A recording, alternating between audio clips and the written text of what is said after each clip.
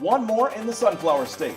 After road games at Indy, Butler, and Coffeyville, Reaver football had one more show to take on the road to Kansas. And this time, it's the defending national champs. Last year, miscues paved the way for Garden City to leave Council Bluffs with a win.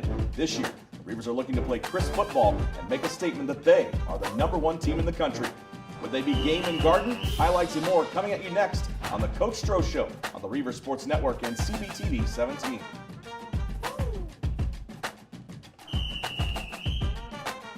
From the studios of CBTV 17 in Council Bluffs, Iowa, this is the Iowa Western Football Coaches Show. I'm Jake Ryan, joined by the head coach of the Iowa Western Reavers, Scott Strohmeyer. Coach, this game going in had all the makings of being a little bit of a trap. Thursday night, East Mississippi goes down big to Northwest Mississippi, 61-38, and then you have nobody in front of you for the road to #1. And I know that the guys, you say, well, we want to concentrate on one game at a time, but what's to stop you from getting a little bit too hyped for this one, I guess, so to speak? Well, then it was Friday the 13th before, and you've seen perfect. a couple of the other teams go down. The upsets that went, Clemson went down, and I think Washington State or something went down, and I'm thinking, oh, geez. But, I mean, they look at it, and I think the big thing is you just got to keep them focused that it doesn't matter what happens ahead of us. If we don't take care of this one, it don't matter. Sure, So, you've got 5 games left going into this one, and you trip up again and you're out of it. For sure, and like I said, we used our mulligan. It's all gone, and we have no more.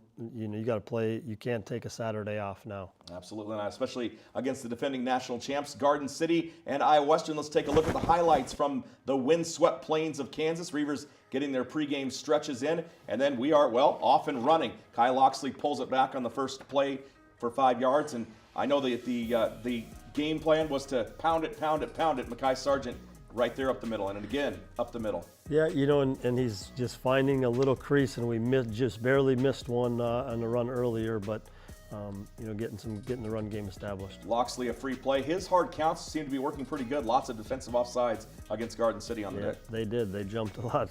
I was hoping for a few more flags, but we got some big plays on it. How about picture of the year right there? Yeah, that was an unbelievable run. Mekhi just makes a guy miss and breaks the tackle and just keeps going. And not only that, but you got a photo of him from the side and a photo of him from behind. Rayvon Bartlett, didn't expect to see him at quarterback. Number 18 gets the start, runs up the middle for 23 yards. And then Malcolm Lee, he pins him in. The Reavers catch up and bring him down. It was a big third down, stop. They got to kind of caught us off guard with some new things, and we hold them to a field goal to take a 7-3 lead. So 7-3 Reavers, Loxley rolling out, getting out of trouble. He used this ability all day to get out of trouble, and he's just that much quicker than those defensive linemen coming in. Well, and that's really what gives him, why he's so effective is he can make a guy miss or get outside the pocket and get a first down. Alaric Williams expected to see number 32 all day, and he had a good game. There he goes for 6 yards, and then a dropped pass on what could have been a first for Garden City. Yeah, and that was big. You need something like that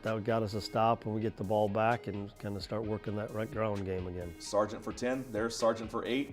Again, we'll go with a little toss outside as Mike Hill makes the catch to the outside. And how about a little sweep, a toss to Sargent and to the outside? Yeah, it was nice design to get 10 yards and just getting hats on hats and trying to get to the edge. And we had one guy unblocked, and Mekhi made a miss, and he's running hard. I mean, I think that's the biggest thing is he's not easy to bring down anyways. How about Taj Telfair? Pulled it away from the defender. Great catch by Taj as you go away. And how much easier does that make it for Kai when the running game is so successful? It opens things up in the passing game. Well, it's huge, and then you get a guy to make a play. And I mean, Coach Woods talked about it on Friday night, the challenging our guys to make someone's got to make a play. Mike Hill, his first touchdown as a Reaver. Reavers up 14-3. And then Kyle Hemby brings down Alaric Williams in the backfield. How about Malcolm Lee getting pressure again? And a tremendous play by Kyle Hemby there, knocking that away. That was huge because if that one went through, it might have been, he might have still been running. But so it was good to get a third down stop again and get the ball back. Then it's Spry from the 15. Pretty good rip as he makes some forward progress right inside of the 40 to start that drive. He's been pretty solid all year, just returning those kicks, and it was good to see him break a little bit. Mekhi Sargent, another 19-yard rush. He's having a heck of a day, Coach. He's on his way to a pretty good day just in the first half. Yeah, I know, and I didn't realize it until halftime when I kind of knew the stats how he was running the football. Mike Hill gets the pass to one side, gets the pass to the other, continues to move forward. I thought Mike had a good day, and then Kai with the keeper. hits his own man. Otherwise, he might have had a little bit more room to run. Yeah, just kind of got caught up with our tackle getting up to the next level. But this is a big one. You know, we get kind of design pull for Kai and lead block through and squeak it through. Yeah, Indiana Jones right through this closing door there, and he scores 21-3. And do you kind of sense that Garden City's starting to feel a little shock right now? They are, you know, because they're not getting away from their game plan, which they probably shouldn't, but they don't want to be chucking it around with a new quarterback, and it allows for us to kind of get things going. Mackay, pretty good run there. Now, how about this run? Gets through the middle, all sorts of contact, and then it looked like getting through all that contact kind of gassed him, and this is after his ankle injury as well, so all the way down to the 20-yard line. He only went for 49 yards on that run. Yeah, and great. You know, it's huge because he's so patient. It was a key third down, and then we come back with the play-action pass, and Taj gets up the seam. Taj Telfair, his third touchdown of the year for the Reavers. And then again, pressure on Rayvon Bartlett all day. You were expecting to see Terry Wilson, and kind of vague answers given by the coaching staff for Garden City about why he didn't play, and the Reavers just keep on rolling.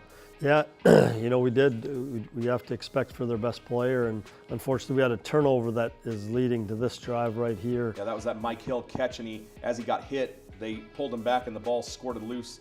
And then that big run right there by Alaric Williams, 59 yards, and that cuts it to 28-9. And then the swinging gate, they call that. Why do they call that the swinging gate, Coach? I don't know, because they can swing them back in. I guess they're outside. They can swing them back in with those linemen. Now that was a different look than what they've shown, and kind of caught us off guard. How about Vincent Perry getting into the act as Kai rolls out again out of trouble, and then a dart to the sideline right in front of the coaching staff there. It's really key. You know, we were 11 of 18 on third downs, which is huge. This one, you know, it's down the field.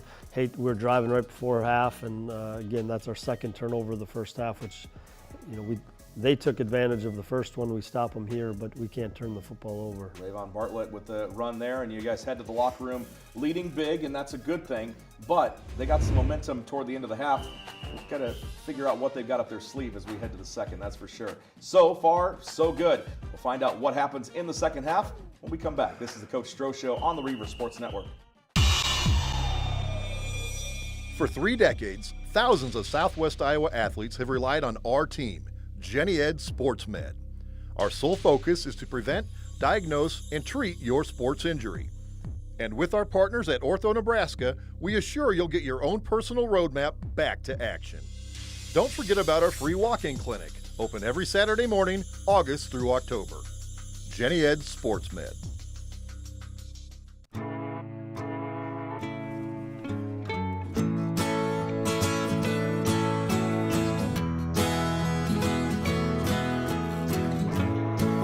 Son, tell him that I've begun to dream of things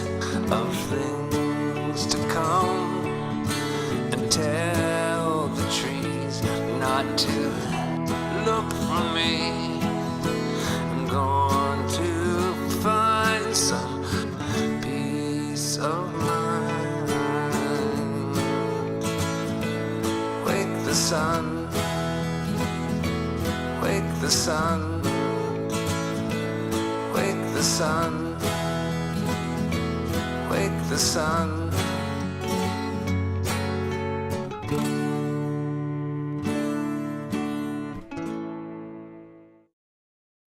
We asked a group of employees what makes our bank special, and here is what they said.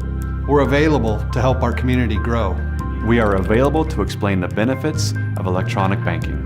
Being available to our customers and communities is not only what ties us together, but also what you want most from your financial institution.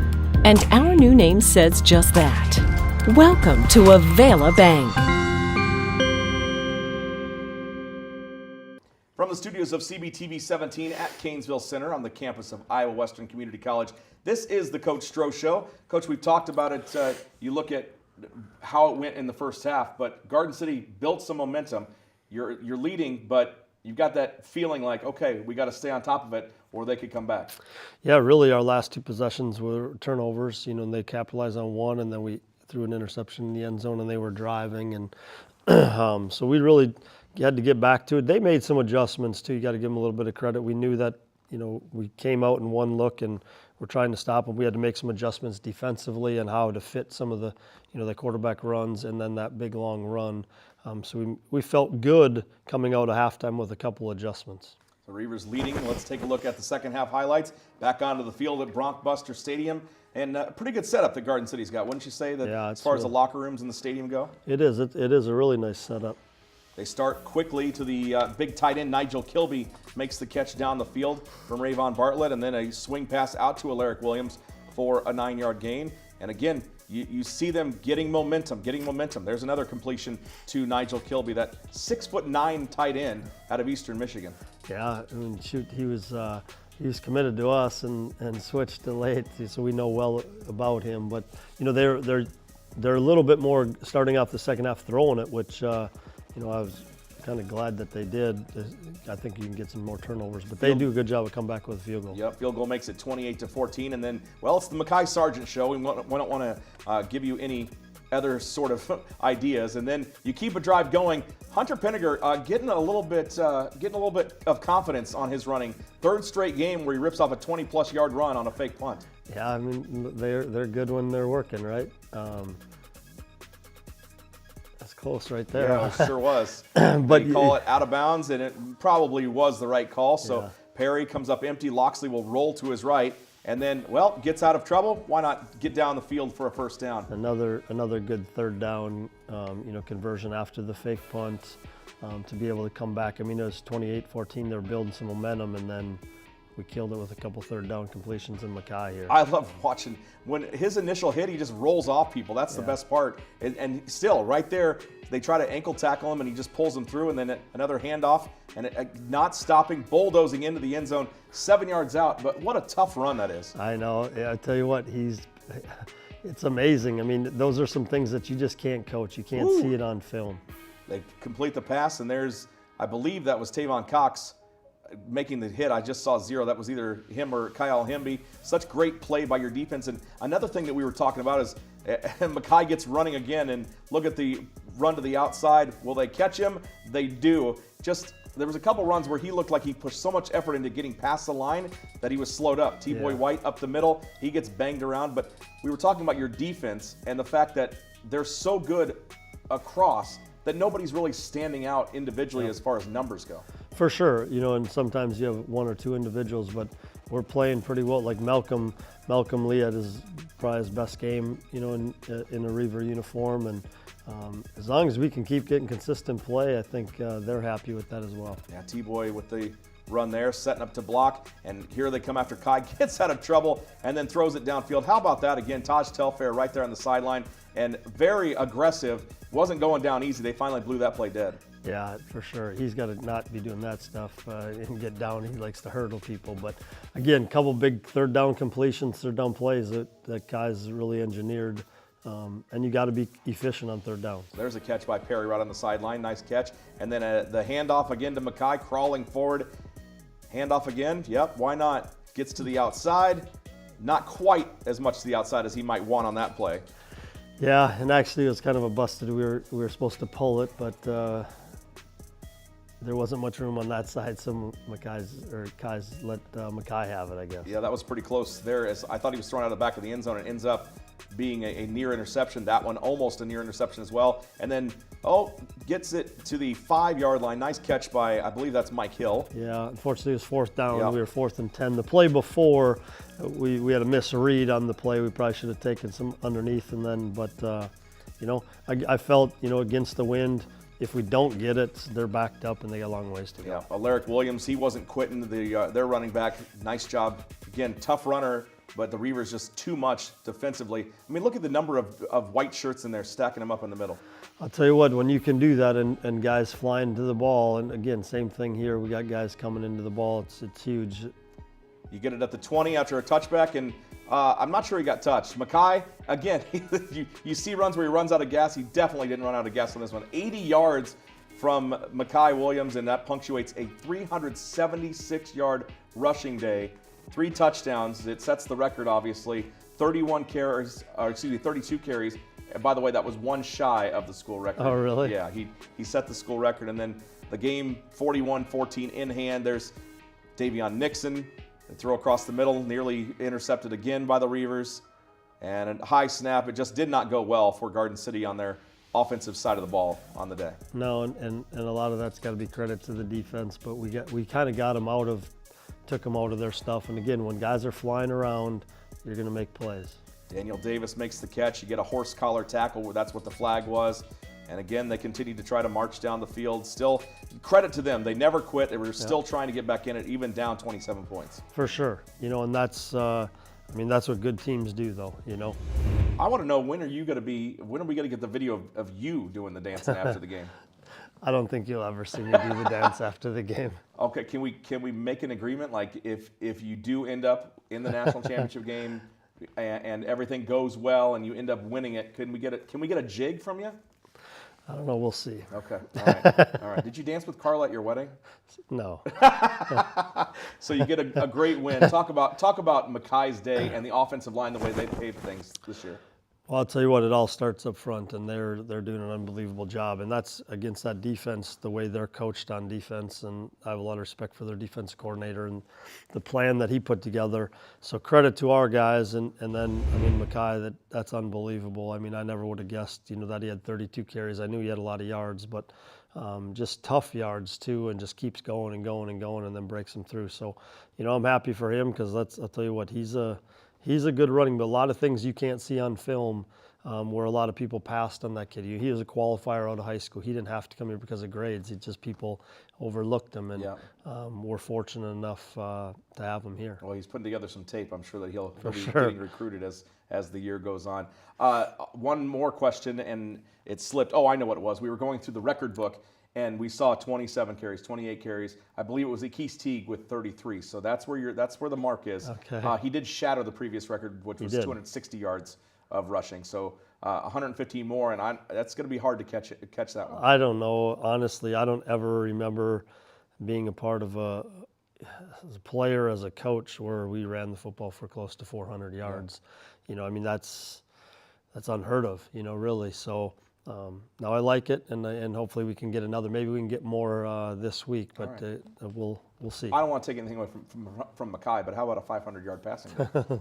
When we come back, the man that made his presence felt offensively, not Mackay, but the quarterback, Kai Loxley, will join Brent Pentecost as the Stroh Show rolls on right after this.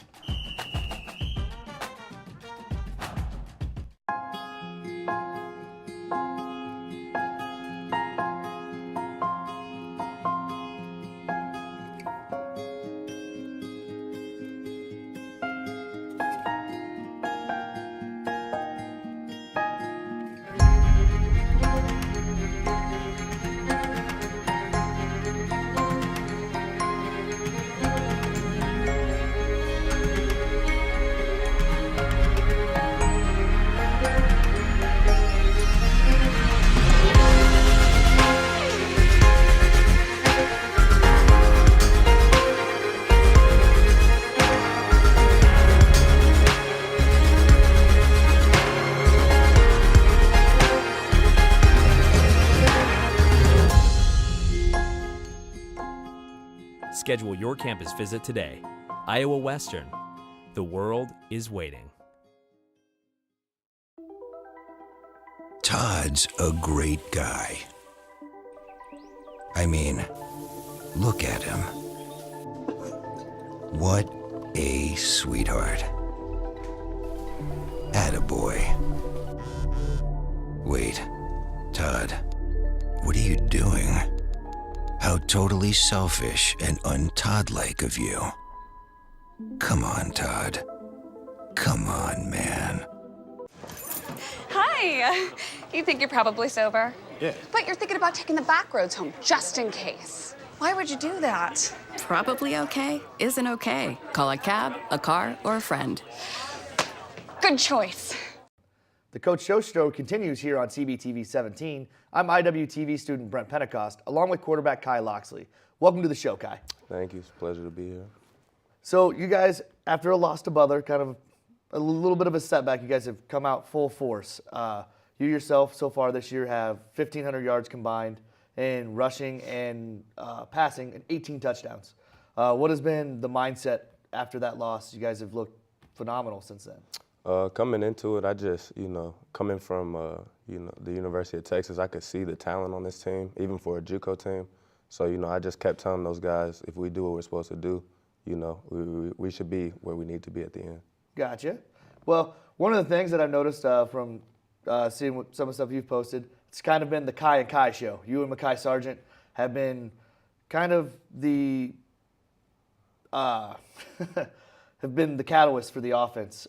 This week, you had 240 yards of offense and 3 touchdowns, but surprisingly, that takes a backseat to Mekhi's 375. What was the atmosphere like in that game for you guys, going up against the defending national champs? We knew it was a big game, and we knew we were going to get their best shot. And Coach Stroh kept telling us, they're an improving team that's putting out, great performances week by week. So we knew, the target on our back would be huge. And it was actually funny because Mekhi's birthday was last week, and I kind of had a pretty good game, and everybody was like, "Oh, you hogged all the touchdowns." And I told him, I was like, just stay tuned. I know Mekhi has something in store, and sure enough, 375. So he most certainly did last week. It was a absolutely awesome performance by him, but not to be he kind of overshadows a little bit of you guys, but it was a great performance by the team in general. The defense has been playing great for you guys. You guys able to feed off of them when they go out? I mean, they had 4 straight 3-and-outs in that game to start it out. Is that something you guys feed off of on the offensive side? Like you guys want to get out there and really, push through and compete? Absolutely. We've been competing with those guys since training camp, and earlier on, defense comes out a little bit better because they're more reactive and they're running to the ball. So early on in the season, they were really the staple of our team, and as the season progressed, our offense started getting used to each other. We started clicking, and we've been able to help those guys out a little bit here in the end stretch.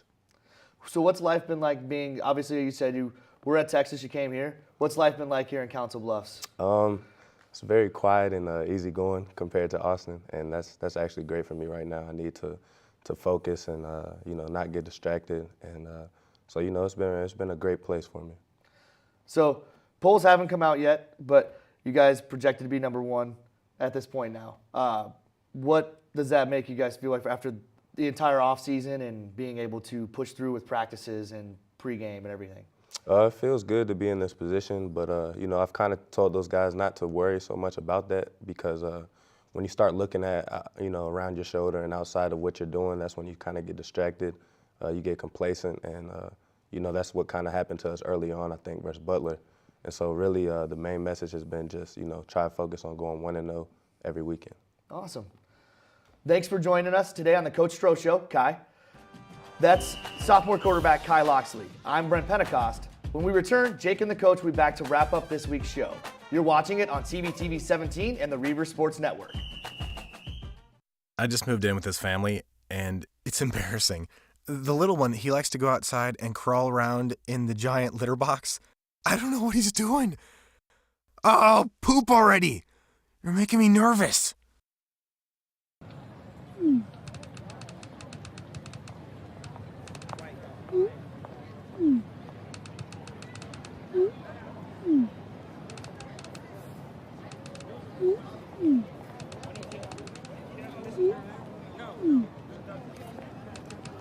Don't ignore the subtext. It's on us to intervene in sexual assault. Because we can. Take the pledge at itsonus.org. They told me a bottle couldn't dream. That I would never become a superhero.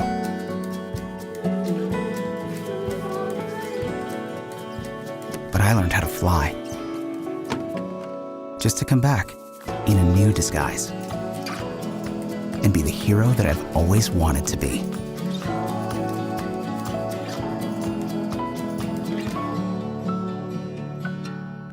We just finished dinner and it was time for homework. He hates homework. I know he's bright. Why is it so hard for me? He's just trying gotta as try a hard little as harder. I can. 1 in 5 children struggle with learning and attention issues. Go from misunderstanding to understood.org. Back on the set of the Coach Stroh Show at CBTV 17 in Council Bluffs, I'm Jake Ryan with the head football coach of the Iowa Western Reavers, Scott Strohmeyer. Well, Coach, you hope that the ratings will lead you to believe that all your hard work has paid off. Now, it's an imperfect system, at the JUCO level. You sat number 2 last week, probably number 1 this week, just the way that we've heard things are panning out. But that doesn't guarantee anything. Obviously, you've got 4 games left.